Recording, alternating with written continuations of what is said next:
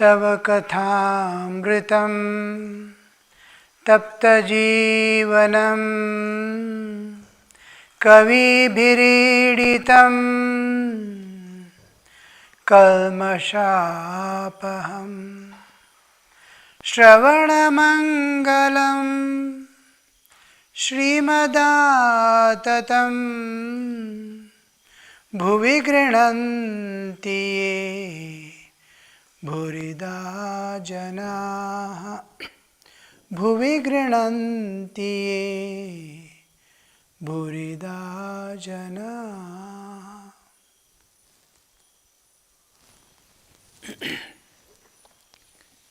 We were going through the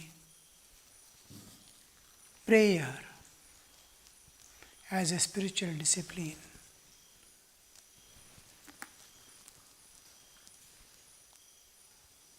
We see Sri Ramakrishna extolling the holy company and asking us to pray. Sir, is it ever possible to realize God while leading the life of a householder?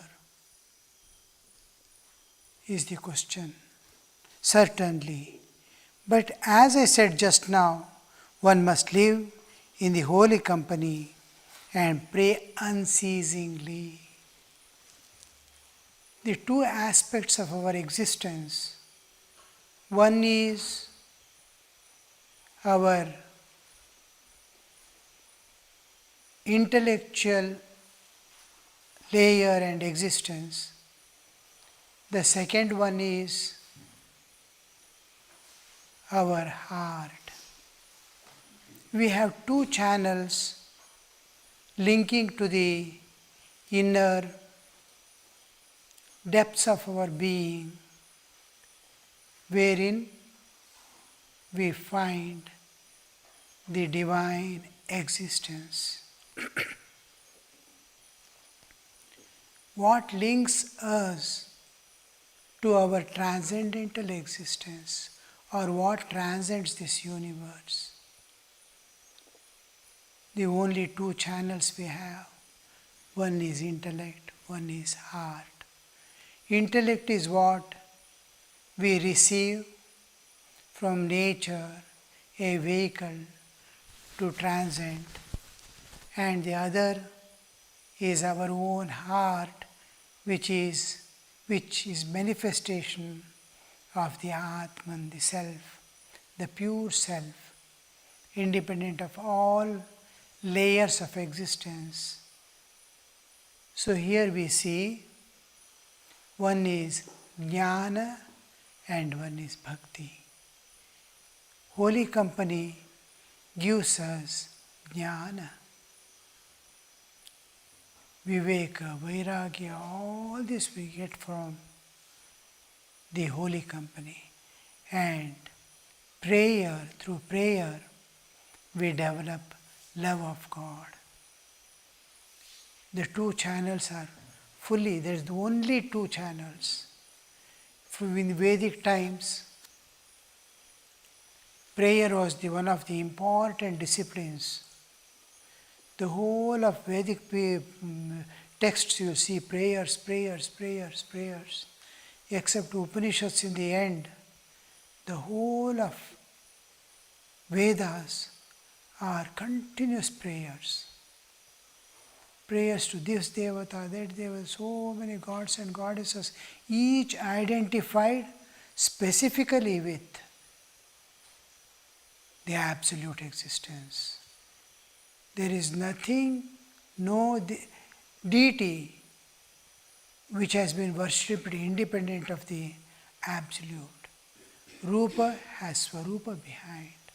Every wave has an ocean behind. Like that, in Hinduism, number of devatas, each is a manifestation of the absolute. Swarupa is different, Rupa is different. Without Swarupa behind, we don't worship anything. In Vedas you will see a very Devata, whether it is Varuna or any Devata whom we worship, even Prithvi, it is identified with the Absolute. You are the Supreme, the ultimate. It identifies with the ultimate existence in which the universe appears and disappears. Just now in the modern science, the concept of multiple universes are coming up. The idea, thought. So, we are far from the reality yet. So here we see that bhakti and jnana are emphasized indirectly through holy company and prayer. The Vedic period prayer so much was there,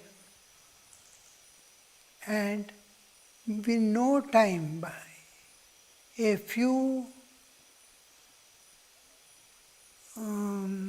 when next era or an era after that, we see slowly it is coming down to the from prayer to meditation, japa, worship, and all this dualistic.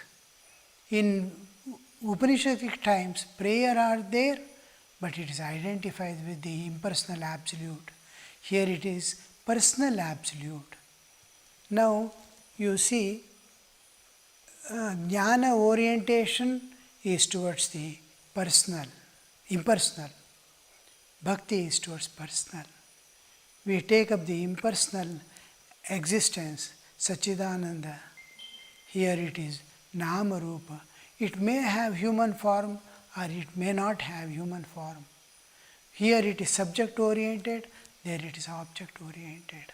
Jnana is subject oriented. The subjective ultimate is sought. In bhakti, objective ultimate, the God, the supreme existence. It's an object. Subject-object relationship is maintained. Here subject-object relationship is dissolved in Jnanapatha.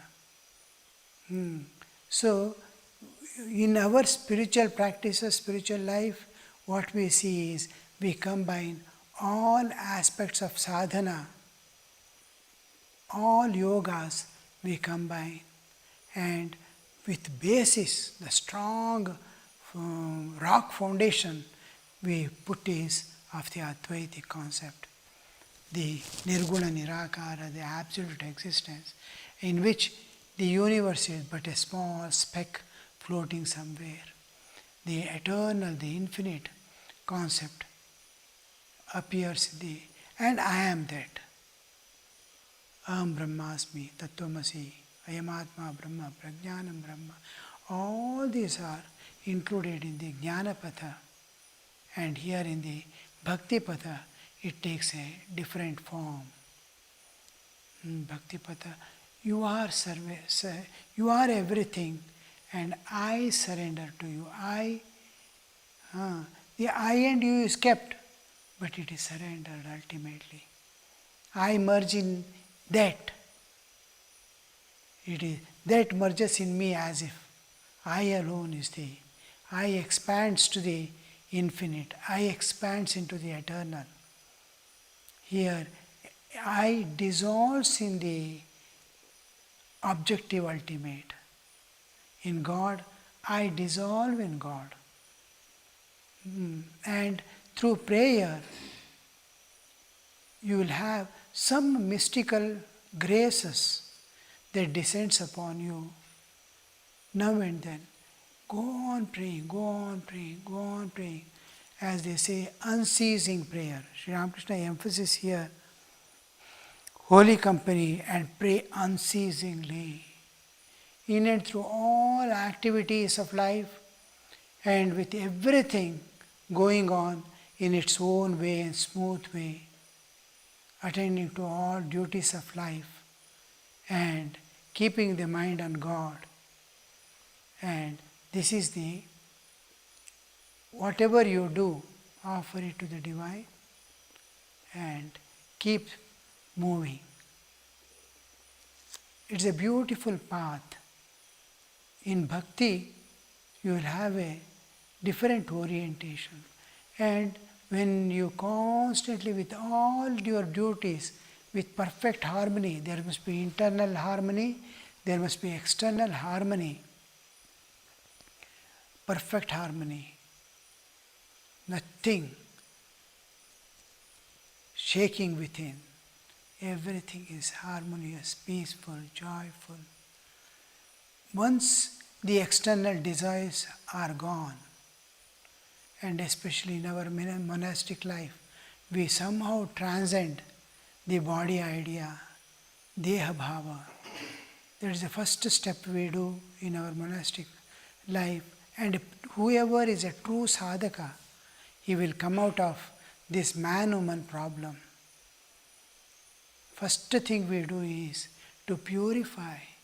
The first prayer is purify me, purify me. Remove all my inner dirt and make me divine. I don't want bhakti, I don't want mukti, I don't want anything. Give me purity, give me purity. I must be able to see divine in everyone. I should not be able to differentiate. Yatishwaranji says, it is not the woman outside who is problematic, it is the man who is inside. Till this manhood and womanhood we dissolve, we never get peace in our life. We will never progress in our spiritual life. So prayer first begins with attain for a pleading, though it is petitionary in appearance, it has deep significance. It is auto-suggestion on one side is invoking the divine grace to purify our through and through, at all levels of our existence, all layers. Body must be pure, mind must be pure, senses must be pure, everything must be transparent, the inner light of the Atman must be flowing out. The pure love which doesn't seek any kind of enjoyment must be coming out of your heart towards all beings, which doesn't differentiate, which doesn't,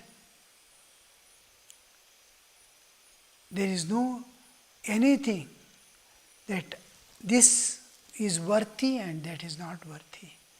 This is to be avoided, that is to be, no. Everything is divine. Once you attain purity of heart and purity of mind, what happens is you start seeing divine here and there. Just like Krishna says, you can't see me everywhere. At least you see wherever there is greatness and goodness. Vibhuti Yoga, Bhagavad Gita, where you can, Krishna asks, where can I see you? In which aspects of existence can I see you? There he opens up. Among the hills and Himalayas, all these aspects. Wherever there is, finally he says, wherever there is glory, greatness, purity, divinity, all these things, see that I am there. Is he not where bad things are there? Yes, he is there, but you will not be able to see now. And later on you will see everything is he himself has become. When you wake up from this dream of the world, you will see it is that. So, prayer, for everything you will have to pray. And through prayer, some internal transformations happen, and divine grace, it is mystery. Because, why do you call it mystery? Is because I don't have any explanation. Suppose you are trying to meditate, suddenly you see the form of Lord, a glimpse, or some part of you are washing his feet, the nail becomes clear to you, or a finger becomes clear to you. By the time you can catch it, it disappears. These are some glimpses. These are glimpses of grace. You are praying, suddenly you will see the eyes two beautiful eyes standing before you and disappear. As if God is looking at you, as if God is hearing your words. So when this happens, these are called mystical graces of the divine, and that gives you tremendous strength, tremendous capacity, and faith in God and faith in yourself. That with that faith, with that strength, you will be walking alone in this path of spiritual journey, which takes many times many lives. And if the intensity is great, the renunciation, tyaga is great, sacrifice is great, then in this very life you can transcend the nature, internal, and nature, external, and enter the realm of the transcendental and attain absolute peace, bliss, peace, love, absolute. So this is where the prayer comes into part. Prayer is the first step in spiritual life, and it continues through and through to the last step. In prayer you are asking something, asking. Go on praying, asking, begging. Slowly there is a transformation. It is not what you are asking for is important. Here the process of prayer is important. In prayer you are offering yourself, you are subjecting yourself. So in prayer it is not something you are asking for is important. You are asking for something. You may be asking for world peace or somebody's help or something, somebody's welfare or your own purity or something you are praying for. But these are all passing events that go away. Your relationship with God remains eternal. So this prayer makes you, it purifies you and brings in contact with the divine. When you go on praying, there is an internal transformation, important thing, it is transformation. Do you understand what is transformation? When Buddha saw the dead body, the old man and all, how there was an internal transformation. And he immediately, leaving his beautiful young wife and the newborn child, he walks off for his great journey. I must find out the way to transcend the suffering. He never suffered, he doesn't even know what is suffering. But looking at the suffering of others, there is a transformation. Conversion, transformation. This transformation, the internal, essential transformation is important. When the internal transformation happens to you through prayer, intense prayer, longing prayer for a long time. It doesn't take more than 2 or 3 years. It is not even 10th to 12th standard. So much easy it is. You undergo a transformation. With this transformation, the phase of prayer goes to the background. It doesn't end. It goes to the background. Because the transformation, mainly what you undergo is, you will not become captivated by the external world. Grace of the divine descends on you in such a way, nothing affects you, nothing attracts you, nothing. Because inner joy starts coming. For a wealthy man, he will never go for begging for 5 rupees, 10 rupees. A millionaire. Or he never picks up a sweet meat fallen on the ground and to eat it. What does he lack? So when his inner riches he recognizes, outer small enjoyments of the world, gee, what is this? Who wants these enjoyments of the world? Momentary enjoyments which is going to capture you, whole life, suffering and bondage. For that he is going to be, he is entering into a prison house. Will you do that? No. So when you see your inner Aishwarya, the spiritual wealth, and become disinterested in the worldly enjoyments, I am specific. You will not shirk off your responsibilities, you will not throw away your duties of life, you will attend to everything with great love and concern. There is no dearth of anything, only you are free from, not because of renunciation or rejection, no, it is out of growth. You have grown to that level wherein you don't need the worldly. Children play with toys. Will the grown person play with toys even if nobody is there at home? No, he will not do. Because he has overgrown that toy playing. Similarly, people overgrow the enjoyments of the world. Kamini Kanchana. He doesn't want. There is children, leave it for children. Shankaracharya uses the term balaha. Bala pravadanti. People, children seek like that. We don't.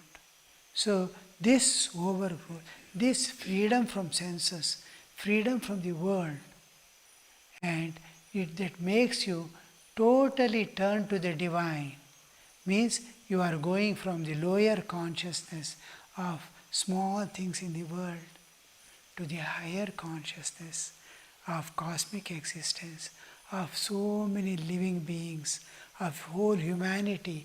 What can I give to the humanity? What can I give to this world? What can I do for the suffering mankind? How can I evolve? How can I get more powers that I remove the tears of thousands of people? So these higher concerns, higher expansion of consciousness, you get through unceasing prayer. In and through all your activities, attending to all things, you will be doing inner prayer. This prayer is what brings about the transformation. And once the transformation comes, you are so grateful to God. When all are caught in the web of Maya, you are free from that Maya. What more to say to God except thanking Him for all that He has done to you? Then what happens? You want to give something to God. You are asking like a beggar all these years at the feet of God. Give me purity, give me this, give me that. That was seeking period. The seeking period ends. Then giving period begins. This giving period is called worship. Worship is where you give. First, the prayer begins with prayer, and slowly you start. I want to give, I want to give. You want to give to the nothing you seek in your life. I don't want anything. What can this world give? What world has got? So God has given me whatever God has given me, whether it is knowledge, education, whatever I have. Yes, I will give. So go on giving, sacrifice, sacrifice, sacrifice. So this is worship. The worship is the second stage of your spiritual life. How we are passing through the one by one stage of then the as you start giving, this giving and taking, Leva Devi, giving and taking continues for some time, then it makes you, what it makes is intimacy develops. Anybody, any friends, when I was small schoolboy, I grew up in Bangalore, born and brought up there. So we were going to school. I was in primary school, 3rd, 4th, 5th standard, Indira Shishu Vihara, one school called after Madhurvani. There one boy was there, Ananta, his name. I don't know where is he. Ananta only, as might have become also.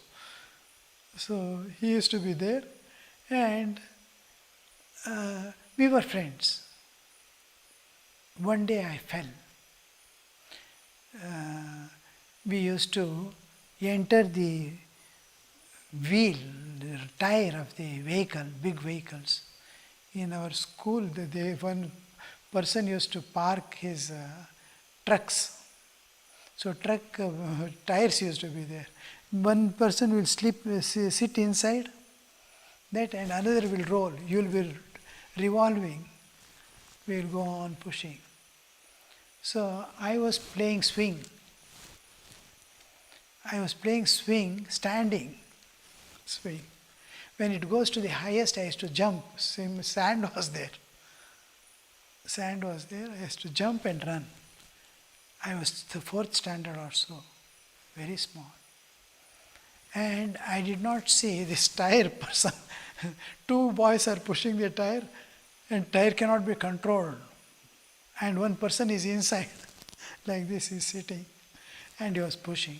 I went, it hit me, and I went and fell on somewhere, one stone. It hit even now the mark is there. It hit and I became unconscious. All children, everybody ran away. Only that boy Anant was there. He went and told the headmistress that I have fallen there. Then they came and took me. They put in a car, in those days, Morris Minor, small car, and took to her house. Headmistress took to her house. And then they were tying my head and putting water, fan and or hand fan on in those days, 50s, 60s. And I slowly got up and saw where I am, what I am. Nothing I could understand. I could not recognize even the headmistress. I could recognize Anant. Anant, what is this? Where am I? And these days passed. And finally, his father got a transfer. And he was to go. Very next year, 5th standard or so. He was to go. Bah, how much we have wept.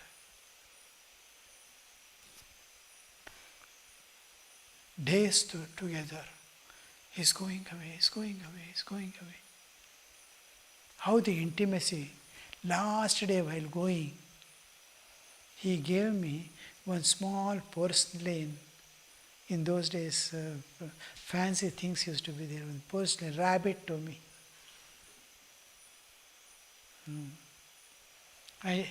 It was there on my table for many, I don't know where it is now. But how the intimacy develops, how the dependence develops, how to part it becomes painful, you see. Same thing happens with God. The relationship develops. The prayer, simply prayer, and then prayer stage you transcend, cross, and your worship stage comes. You want to give something to God. You want to give. Whatever you see his father, Ramakrishna's father, going from one village to the another village. Late in the evening he reaches. From there he picks up the bilva, he sees fresh bilva leaves, and picking up the bilwa leaves, all the way he walks back to do the worship. Again, next day he had to walk miles and miles to go to that place.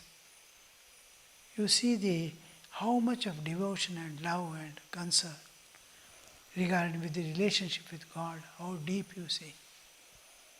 So this is how we become, the intimacy grows. Intimacy grows. Giving and taking, giving and taking. Last giving was on the rabbit, porcelain rabbit. The small givings has made. So this giving and taking from God and giving, it makes you develop such an intimacy that you want to be peacefully sit at His feet calmly, without anything, no asking, no giving, nothing. I want your company. This stage is called japa. Japa is the third stage in which you will be peacefully free from all obligations and worries of the mind or heart. You are at great peace in the company of God. You go on with great love. You means you are even to the extent you are unaware of your body, you are unaware of the place and time. You go on calling on God. This stage is called japa. This stage slowly matures. The more closer, more closer, more closer, more intimacy that I cannot exist without Him. Unconsciously, the japa is coming out as ajapa japa. You are not putting any efforts. It's spontaneously, like spring, it is springing out. This stage wherein I almost seeing Him clearly, feeling His presence clearly in my meditation. And I have forgotten my own body and external world. It is called dhyana, meditation. The japa slowly matures into dhyana sthiti. There you get there you turn inward, transcend the bodily existence, just like you enter into sleep. One by one layer of your existence, finally you cross over the mind, barrier of mind, and enter into the Vijnanamaya Kosha, the sheath of knowledge. There you will enter into the Chidakasha, space of consciousness. This is space of matter, space of mind, space of consciousness, Chaitanya, Chidakasha. There you will get the vision of God. Om Shanti Shanti Shanti Hari Om Tat Sat Shri Ramakrishna Arpanamastu.